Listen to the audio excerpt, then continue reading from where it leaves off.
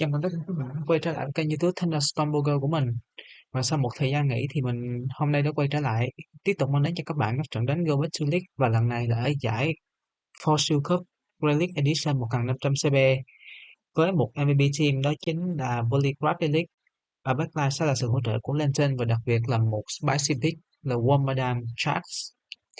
Mình cho rằng ở trong cúp này thì có rất nhiều Polycraft, Lantern hoặc là Ferrothorn, do đó Wormadam Charge sẽ có nhiều cửa chơi, đặc biệt là với những Pokemon vô cùng thông dụng ở giải này như là rank 1 Polygrass, hoặc đâu đó là những Pokemon hệ cỏ như là Ferrothorn, hoặc là thậm chí là những Pokemon như là Mantine hoặc là Credily. Wormadam vẫn có thể có cửa chơi. Với độ trâu bò của Pokemon này thì đối đầu với Mantine cũng sẽ là một vấn đề lớn, nếu như Mantine của đối phương chủ quan và không shield thì đâu đó 2 đến 3 đòn Burst cũng sẽ KO được Pokemon này.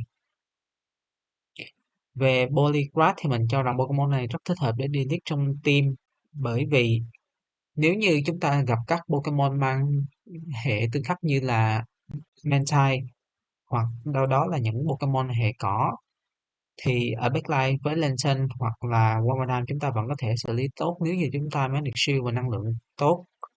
Cụ thể các trận đánh PvP của chúng ta trong ngày hôm nay sẽ diễn ra như thế nào và có những điểm gì đặc biệt, mình mời tất cả các bạn đi vào nội dung chính của ngày hôm nay nào. Ở trận đấu đầu tiên, chúng ta có Polycraft League đối đầu với một Ferrothorn. Đây chính là Good League, và trong một điều kiện mà chúng ta hoàn toàn có thể gây ra rất nhiều raw damage với đòn counter, thì Polycraft hoàn toàn có thể down một shield, cố gắng farm thật nhiều năng lượng, sau đó tung một đòn Ice Wing để kết liễu Ferrothorn để trên CMB đòn Power Whip thứ hai của đối phương. Đòn Ice Wing đã lấy được shield của Ferrothorn, và lần này mình đã quyết định đao cả shield thứ hai để chặn đòn Power Whip đến từ Ferrothorn. Đối phương ngay lập tức swap sang Slowbro, đây cũng là một Spicy Pick ở giải Fortune Cup lần này. Slowbro có thể thi đấu rất tốt đối với những Pokemon mang hệ nước như là Poliwrath hoặc là Mantine. Tuy nhiên với Lantern thì đây lại là một câu chuyện khác, bởi vì Lantern với các đòn Spark và Thunderbolt combo hoàn toàn có thể gây ra cho Slowbro cực kỳ nhiều khó khăn, dẫu cho các đòn Confusion và Psychic đến từ Slowbro cũng là tương đối mạnh. Mình quyết định thả đòn Surf ngay lập tức sau khi đã lấy được shield từ đối phương với đòn Thunderbolt, và quyết định để cho đối phương thắng Switch. Nhiệm vụ của Lantern đã hoàn tất, và công việc còn lại của Polygrass đó chính là counter down, sau đó draw out được Pokemon backline của đối phương, đó chính là Gyarados. Gyarados có thể tank được 2 đòn Ice Wing đến từ Non-Shadow Polygrass. Tuy nhiên với sức tấn công đã bị giảm đi 2 bậc thì gần như chắc chắn đối phương sẽ quyết định quay trở lại với Ferrothorn, đúng như vậy. Và khi Ferrothorn quay trở lại, Poliwrath hoàn toàn có thể phòng trao và sau đó tung ra Wormadam để tung các đòn Confusion, hạ gục được Gyarados. Cuối game đấu thứ hai, chúng ta có một Battle League, đó chính là Mantine. Như mình nói, Mantine là một Battle League cho team này, bởi vì Wormadam hay thậm chí là cả Poliwrath không có quá nhiều tuổi chơi đối với Pokemon này, và đặc biệt là khi ở backline của đối phương còn có một Alolan Sandslash khác. Sandslash có thể thi đấu rất tốt đối với cả hai Pokemon Lantern và cả Wormadam. Và nhiệm vụ của Wormadam đó chính là tank một đòn Rerun, cố gắng đạt được thêm một đòn sạc move. Mình không thể sạc được đầy đủ đòn Burst, do đó mình đã quyết định tung đòn Iron Head để hy vọng có thể kết liễu được. Nhưng Alolan Sandslash vẫn còn sống, và mình đã quyết định ra một siêu để giành Switch. Nếu như đây là Airways thì Wormadam vẫn còn có thể sống sót. Đúng như vậy, Wormadam vẫn còn sống sót. Tuy nhiên mình cũng không thể đạt được thêm một sạc move nữa, mà mình quyết định tung ra lên trên. Ở backline đối phương lại có một big khác gây ra khó khăn cực lớn cho team này, đó chính là Razalip Ludicolo. Điểm yếu của team này là các Pokemon sử dụng Razalip như là Ludicolo, bởi vì cả Lantern lẫn Poliwrath đều sẽ bị đánh super effective với Pokemon này. Và nhiệm vụ của Lantern sẽ càng trở nên khó khăn hơn khi Mantine của đối phương vẫn còn rất nhiều năng lượng. Và các đòn Razalip đến từ phía Ludicolo là rất mạnh. Đòn Score đến từ phía Ludicolo đã lấy được shield từ Lantern, Mình đã quyết định Spark hoàn toàn farm down Pokemon này của đối phương, và khi Manta quay trở lại, nhiệm vụ của Lantern là phải tung một đòn Surf để bay shield và sau đó cố gắng thả một đòn Thunderbolt để kết liễu Pokemon hệ nước bay này của đối phương. Đòn Surf đã lấy được shield cuối cùng của đối phương, tuy nhiên Manta của đối phương như mình đã nói có rất nhiều năng lượng, và chỉ thêm một đòn Aerial Ace là quá đủ để KO Lantern còn quá HP của mình. Good game. Game đấu tiếp theo, chúng ta có Poliwrath một lần nữa đối đầu với Mantine, lại là một Harlick. Mình ngay lập tức swap sang Wambadam như thường lệ, và lần này Mantine đã ở lại và chọn tung ra một Charmu. Đối phương đã quyết định swap sang Quagsire, và mình cho rằng bộ môn của Quagsire trong giải đấu lần này có thể là Mud Bomb và Stone Edge.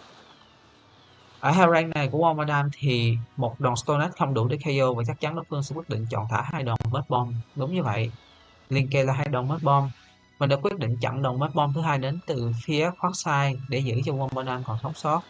Mình quyết định chiến đấu để có thể giành được Swift Advantage trong game đấu lần này. Iron Head đến từ phía Wambadam đã hạ gục được Quagsire, và đối phương có lẽ sẽ chọn quay trở lại với Mantine. Mantine quay trở lại, và nhiệm vụ của Mantine chỉ là tung một đòn Aerial Ace để hạ gục được Wambadam, chứ không thể hoàn toàn farm giao được Pokemon này. Mình cho lên trên xung trận của đối phương đã tung ra Pokemon cuối cùng của đối phương không ngoài dự đoán, đó chính là một Mudboy khác, chính là Whiscash. Và với heo rank này cùng với matchup này thì mình quyết định tung các đòn Ice Wing thay vì Dynamic Punch để có thể lấy được shield từ phía Whiscash.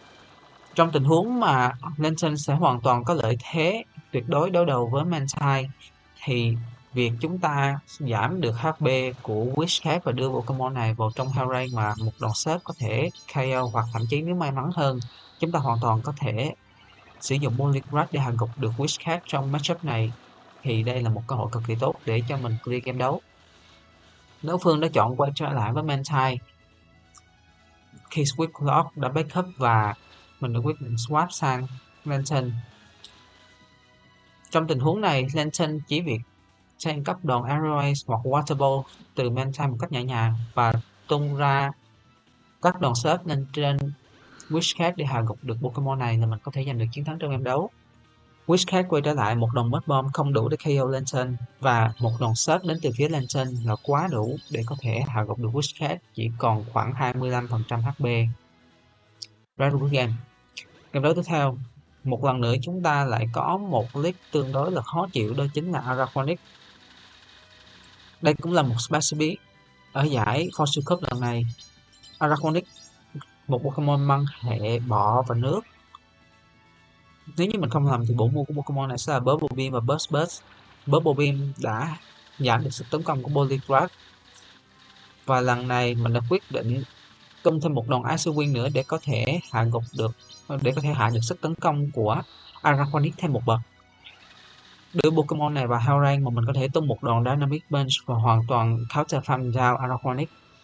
Burst Burst không gây ra được quá nhiều damage cho Poliwrath, bởi vì sức tấn công của Araquanix đã bị giảm đi 2 bậc.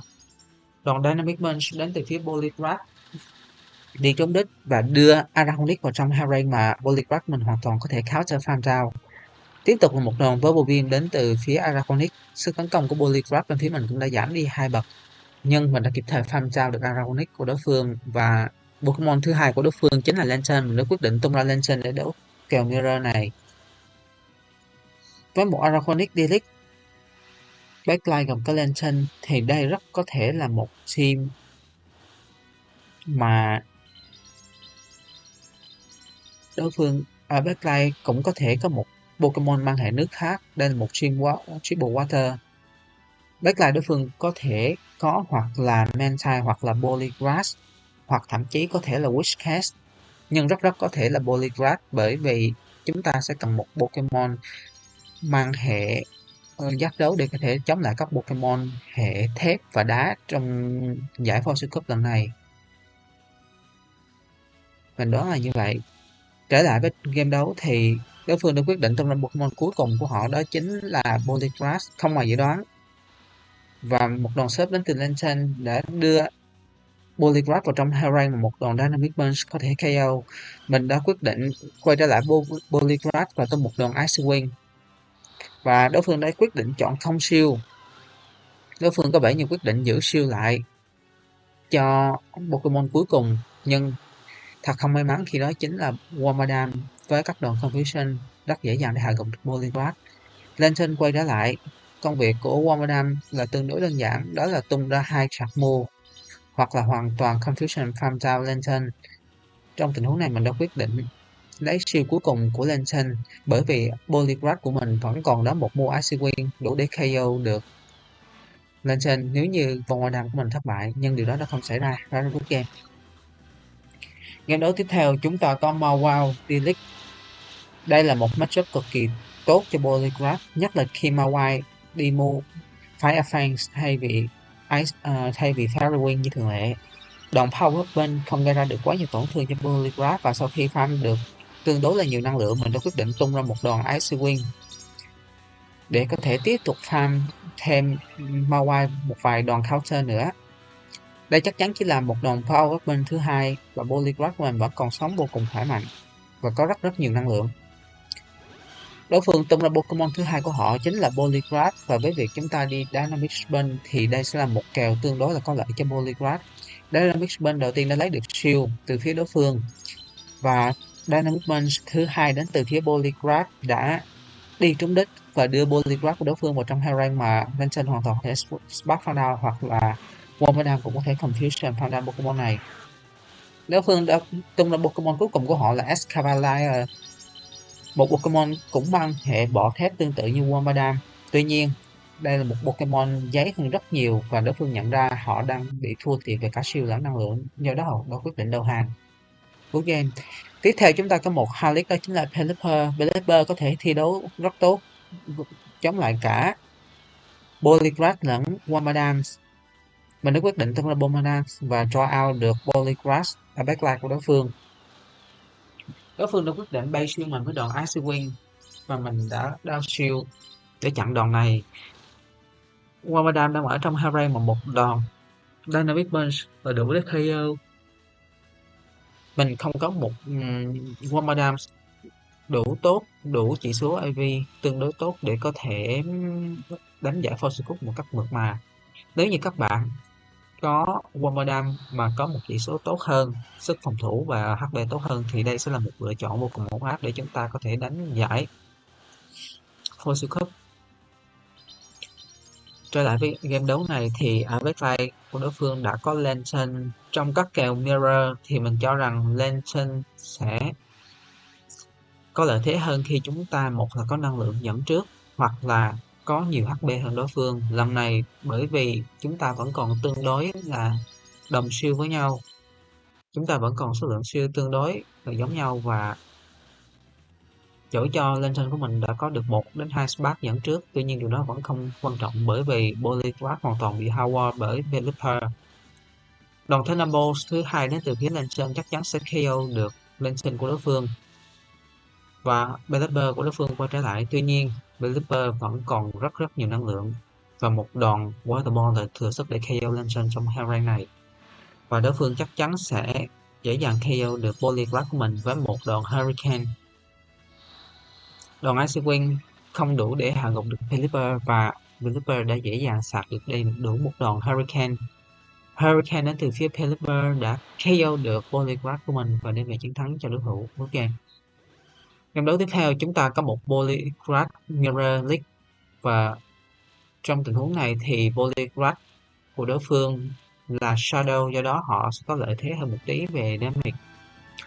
Đòn Icy Wing của Polygraph, thế nhưng mình nghĩ thì đối phương hoàn toàn có thể sạc đến 8 và để có thể đe dọa Polygraph của mình với đòn Dynamic Punch. Và với việc chỉ thả một đòn Icy Wing thì Polygraph của mình sau khi thả một đòn Dynamic Punch hoàn toàn có thể farm down được Polygraph của đối phương. Pokemon thứ hai của đối phương chính là Whiscash, và rất có thể ở backline của đối phương sẽ là một Pokemon mang hệ Mud Boy khác, có thể là Quagsire, hoặc cũng có thể là một Pokemon mang hệ không, như vậy là nằm ngoài dự đoán. Pokemon cuối cùng của đối phương là Escavalier. Nếu như team này của đối phương mà gặp những Pokemon như là Mantine thì có lẽ đối thủ sẽ top deck ngay từ đầu. Bởi vì cả ba Pokemon của đối phương đều cực kỳ yếu đối với Pokemon bằng hệ nước bay như là Mantine hoặc thậm chí là Pelipper. Mình đã quyết định đao shield cuối cùng để chặn đòn Driven từ Escavalier và hoàn toàn Spark farm down được Pokemon này. Khi Whiscash quay trở lại, hai đòn surf cũng sẽ đe dọa được đến việc Whiscash sử dụng shield và đòn surf đầu tiên đã lấy được shield từ Whiscash. Đối phương quyết định tiếp tục farm và đây là một cơ hội để mình lấy được shield cuối cùng của đối phương. Tuy nhiên đối phương đã quyết định chọn giữ shield lại cho Pokemon cuối cùng. Một đòn mất bomb trong tình huống này là thừa sức để KO được Lantern, và với việc chúng ta vẫn còn một Wormadam đầy khỏe mạnh thì các đòn Confusion là hoàn toàn có thể KO được Whiscash. Wormadam hoàn toàn có thể tranh được hai đòn chặt move bất kỳ nào đó đến từ phía Whiscash, dẫu là Score hay là Iceburn, xin lỗi các bạn, dẫu là Score hay là mất bomb. Dù cho Score có thể giảm được sức phòng thủ, giảm được sức tấn công của Wormadam, tuy nhiên điều đó không quá quan trọng bởi vì mình cũng đã dễ dàng nhận được chiến thắng trong game đấu này. Chuyển sang game đấu tiếp theo, chúng ta có Tensafuro Delete. Mình đã quyết định swap sang Wormadam và đối phương quyết định thả Sharkmo ở đòn Fast Move thứ 7, đây chắc chắn chỉ là đòn Acid Spray. Và sau khi đòn Spray bị trúng đích, đối phương đã quyết định swap sang Quagsire. Mình thả đòn Purpose lên trên Quagsire và Purpose đã gây ra được rất nhiều damage lên trên Pokemon này. Quagsire có thể hạ gục được Wormadam với một đòn Stone Edge. Tuy nhiên đối phương đã quyết định chọn thả hai đòn Mud Bomb trong tình huống này. Mình đã chọn để cho Wormadam ra đi và quay trở lại với Poliwrath, hoàn toàn farm down được Quagsire của đối phương. Mud Bomb đi trúng đích. Và với việc Quagsire vẫn còn tương đối, và với việc Poliwrath vẫn còn tương đối khỏe mạnh. Tuy nhiên ở backline của đối phương đã có một Howard Hard cho team của mình, đó chính là Ferrothorn. Đối phương lần này, trong game đấu lần này đã có một đội hình hoàn toàn hard counter toàn bộ team của mình. Và có vẻ như trong tình huống này thì mình cũng không còn quá nhiều cửa chơi, bởi vì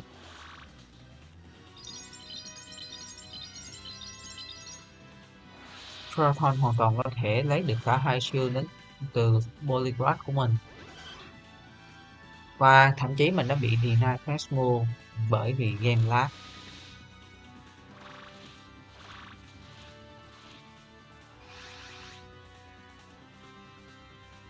Power Whip thứ hai đến từ phía Ferrothorn đã lấy được shield cuối cùng từ Poliwrath. Mình đã hoàn toàn counter down được Ferrothorn. Poliwrath bắt buộc phải tung được hai đòn Ice Wing để lấy được cả hai shield từ phía Tentacruel, và sau đó là sạc đầy đủ tung một đòn đánh Whisper để hy vọng có thể giành được chiến thắng trong game đấu này. Tuy nhiên điều này là cực kỳ khó khăn khi mà đối phương đã có lợi thế về cả shield lẫn năng lượng. Đòn Acid Spray đã đưa Poliwrath vào trong Hell Rain và thêm một đòn Acid Spray nữa là đủ để KO Pokemon này. Đòn Ice Wing thứ ba đến từ phía Poliwrath lấy được shield từ Tentacruel, tuy nhiên chỉ một đòn spray nữa là thừa sức để KO. Như vậy là đối phương đã sạc được thêm một Score và Score thừa sức để KO Poliwrath trong tình huống này. Chuyển sang game đấu tiếp theo, chúng ta có một Woodlick, đó chính là Escavalier. Đối phương đã ngay lập tức swap sang Ludicolo và đây sẽ là một miếng mồi ngon cho Wormadam Charge của mình. Wormadam Charge trong tình huống này hoàn toàn có thể tranh được một đòn Score và các đòn Razorleaf đến từ phía Ludicolo và các đòn Confusion sẽ đủ sức để KO được Ludicolo trong tình huống này. Vâng, như vậy là mình đã hoàn toàn Confusion farm down được Ludicolo của đối phương và có rất 100% năng lượng trên Wormadam Charge. Đòn Burst đến từ phía Wormadam Charge tuy bị single resisted bởi Escavalier, tuy nhiên vẫn có thể ra được rất nhiều tổn thương bởi vì Escavalier là một Pokemon cực kỳ là mỏng cân ở giải 1500 CB. Hai trọc mua đến từ phía Wormadam đã đưa Escavalier vào trong Hell Rain mà một, và chúng ta hoàn toàn có thể KO bởi các đòn counter. Ở backline đối phương có Lantern, nhưng điều này vẫn không quá quan trọng bởi vì một đòn Ice Wing đã giảm sức tấn công của Lantern đi và mình hoàn toàn có thể tung ra Lantern và làm chủ cuộc chơi từ đây. Đối phương trong tình huống này bắt buộc phải tung đến 3 đòn Thunderbolt trúng đích để có thể hạ gục được Lantern bên phía mình. Mình quyết định bay shield đối phương với đòn Surf. Surf không lấy được shield từ phía đối phương. Đây chắc chắn là đòn Thunderbolt thứ hai đến từ phía Lantern. Tuy nhiên đối phương đã chọn bay shield mà với đòn Surf và đối phương cũng đã không thành công. Đòn Surf thứ hai đến từ phía Lantern bên phía mình. Lần này đã lấy được shield đầu tiên từ đối thủ, đối phương đã quyết định quay trở lại với SK. Mình hoàn toàn spark farm down và tung thêm một đòn search thứ ba lên trên Lantern của đối phương. Sau đó có lẽ như mình sẽ quyết định chain một đòn sharp move đến từ phía Lantern và quay trở lại với Polygraph farm down được Lantern từ phía đối phương. Đối phương nhận ra họ không còn bất kỳ nguy cơ nào và họ đã phải đầu hàng trong tình huống này. Đó cũng chính là game cuối cùng trong video ngày hôm nay. Mình hy vọng rằng các bạn sẽ thích video ngày hôm nay của mình và một team với Polygraph Elite ở backline gồm có Lantern và Womadam Charge sẽ giúp cho các bạn leo rank ở đoạn từ Veteran lên Expert ở giải Fortune Cup 1500 CP tốt trong những ngày sắp đến. Nếu như các bạn thích video này, mình hy vọng các bạn sẽ để cho mình một like, một subscribe và một comment. Đồng thời share các video của kênh Thunderstorm Go rộng rãi hơn. Điều này sẽ tạo nên động lực cho mình tiếp tục làm ra những video có chất lượng cao hơn gửi đến cho các bạn trong thời gian đến. Chào tạm biệt tất cả các bạn.